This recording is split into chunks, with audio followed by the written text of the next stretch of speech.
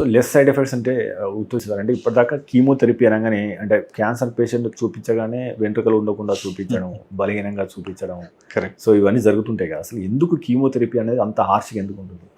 అంటే చూడండి, కీమోథెరపీ యొక్క పర్పస్ ఏంటి అంటే ర్యాపిడ్లీ డివైడింగ్ సెల్స్ని అది చంపేయడం. It is meant for that. ఇప్పుడు బ్లడ్ సెల్ క్యాన్సర్ కణాలు ర్యాపిడ్గా డివైడ్ అవుతాయి. సో వాటిని మరి అది చంపుతున్నప్పుడు ఏమవుతుంది, జుట్టు ఎందుకు ఊడిపోతుంది అంటే it's a by stander effect. మన హెయిర్ అనేది ఫాస్ట్ డివైడింగ్ సెల్స్ అవి. సో క్యాన్సర్ కణాలు ఎలాగైతే చనిపోతాయో దాంతోపాటు ఇండైరెక్ట్గా బై స్టాండర్ ఎఫెక్ట్ దీని మీద కూడా ఎఫెక్ట్ పడుతుంది. మన బ్లడ్ సెల్స్ ఫాస్ట్గా డివైడ్ అవుతాయి, బ్లడ్ సెల్స్ తెల్ల కణాలు పడతాయి, రక్తం పడిపోతుంది, కీమో తీసుకున్నప్పుడు కొంతవరకు లెవెల్ తగ్గుతుంది, అట్లనే జుట్టు ఊడిపోవడం. But again it's a temporary effect. Once the treatment is done it will come back normally. Within 2 to 3 months normal hair వచ్చేస్తుంది. సో ఈ సైడ్ ఎఫెక్ట్స్ కూడా లేకుండా ఉండడానికి ఇప్పుడు కొత్త ట్రీట్మెంట్స్ మనకు వచ్చాయి కదా. డాక్టర్ గారు, మీరు ఫ్రాన్స్ కానీ మిగతా చాలా దేశాలు చూశారు, చాలా దేశాలు ట్రైనింగ్ ఇస్తున్నారు. సో ప్రపంచంలో ఉన్న అత్యాధునిక క్యాన్సర్ సెంటర్లతో పోలిస్తే హైదరాబాద్ యొక్క స్థాయి ఏ రకంగా ఉంది? సో మనం వాళ్ళతో కంపీట్ చేయగలుగుతున్నామా? మనం అంటే టెక్నాలజీ విషయంలో కావచ్చు, నైపుణ్యత విషయంలో కావచ్చు, హైదరాబాద్ స్థాయి డెఫినెట్లీ. ఏంటంటే ఇప్పుడు గత 10-15 ఏళ్ళ ముందు కంపేర్ చేస్తే ఇప్పుడు హైదరాబాద్ మరి ప్రపంచంలో ఉన్నటువంటి ఆంకాలజీ స్పేస్లో క్యాన్సర్ కేర్లో చూస్తే వన్ ఆఫ్ ద టాప్ సిటీస్గా మనం భావించవచ్చు. మీరు ఇప్పుడు చూస్తే number of cancer centres with advanced radiation technology, హైదరాబాద్లో ఉన్నటువంటి రేడియేషన్ ఎక్విప్మెంట్స్ ప్రపంచంలో ఏ ఊర్లో కూడా ఉండవు. బహుశా సుమారు 50కి పైగా రేడియోథెరపీ సెంటర్స్ హైదరాబాద్లో ఉన్నాయి. అంటే చాలా ఎక్విప్మెంట్, ఎక్స్పెన్సివ్ ఎక్విప్మెంట్, దానికి తగ్గట్టుగా మ్యాన్ పవర్ కూడా ఉండాలి. సో వీటిని రన్ చేయడం అనేది అంత సులభమైన పని కాదు.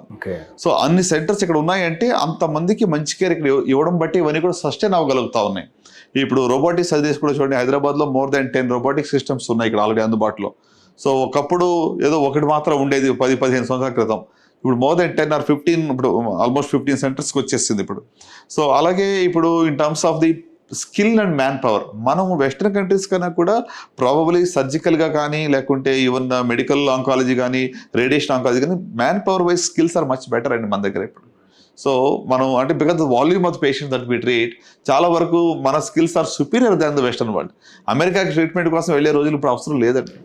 చాలా మంది ఏదో వాళ్ళు అక్కడ చాలా ఇప్పుడు కొన్ని క్లినికల్ ట్రయల్స్ లేకపోతే కొత్త మందులు లేటెస్ట్ ఇక్కడ ఇంకా ఏమి అందుబాటులోకి రాలేదు, దానికోసం ట్రయల్లో పాల్గొనాలంటే అక్కడ పోవచ్చే తప్ప అదర్వైజ్ గోల్డ్ స్టాండర్డ్ ఉన్న ఎస్టాబ్లిష్ ఉన్నటువంటి మందులు అన్నీ కూడా ఇక్కడ అందుబాటులో ఉన్నాయి మనకి. సో హైదరాబాద్ యాక్చువల్ చెప్పాలంటే ఒక రకంగా మెడికల్ టూరిజం హబ్గా మనకి మారుతా ఉంది రోజు రోజుకి. చాలా పేషెంట్స్ ఆఫ్రికా నుంచి, మిడిల్ ఈస్ట్ నుంచి, యూరోప్ నుంచి ఇక్కడ వస్తూ ఉన్నారు. So it is one of the best locations in the country, especially health కేర్లో మనం చూస్తే ఇప్పుడు మీరు the hospital where we're now right now it one of the largest private hospitals in the country. Hitech City Yashoda hospital 2000 bed hospital అండి. అంటే ఇంత advanced technology, advanced you know infrastructure అటువంటిది మరి కొన్ని వెస్ట్రన్ కంట్రీస్లో ఇలాంటి హాస్పిటల్ మీకు కనబడదు ఈ యొక్క ఇన్ఫ్రాస్ట్రక్చర్తో ఉన్నటువంటిది. అంటే అంతా we're excelling. Hyderabad is really destination అనమాట for the health care and medical tourism. So doctor గారు, గతంలో యాక్చువల్గా క్యాన్సర్కి ట్రీట్మెంట్ అంటే సాధారణంగా కీమోథెరపీ ఇచ్చేది, లేదా సర్జికల్గా చేసేది, లేకపోతే మందులు ఇచ్చేది. సో ఇవి మూడిట్లో కూడా చాలా తక్కువ ఉండేది అనేది, అంటే రిజల్ట్ తక్కువ ఉండేది అని చెప్పేసి అనేది. సో ఇప్పుడు ఇమ్యూనోథెరపీ కావచ్చు, కార్డిజల్ థెరపీ కావచ్చు, సో టార్గెటెడ్ థెరపీ కావచ్చు, ఇలాంటి కొత్త అధునాతన వైద్య విధానాలు ఏమొస్తున్నాయి వచ్చే 10 ఏళ్లలో? మీ యొక్క అంటే గోల్ ఏంటి, అంటే ఏం చూస్తున్నారు, ఇన్వెస్టిగేట్ చేస్తున్నారు? What excites you more?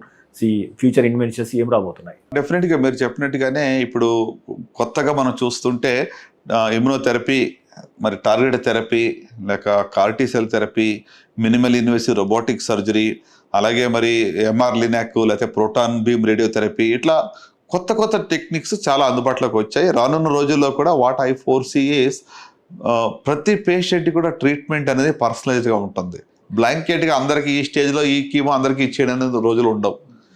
Me particular genetic profiling చేసి, మాలిక్యులర్ ప్రొఫైలింగ్ చేసి మీకు ఏ మందులు పనిచేస్తాయి అనేటువంటి individualized, personalized, tailor made treatment అనేది ఇవ్వడం జరుగుతుంది.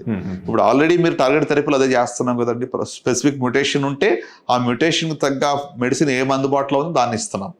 సో అంటే సైడ్ ఎఫెక్ట్స్ తక్కువ ఉండాలి, ఎఫికసీ ఎక్కువగా ఉండాలి.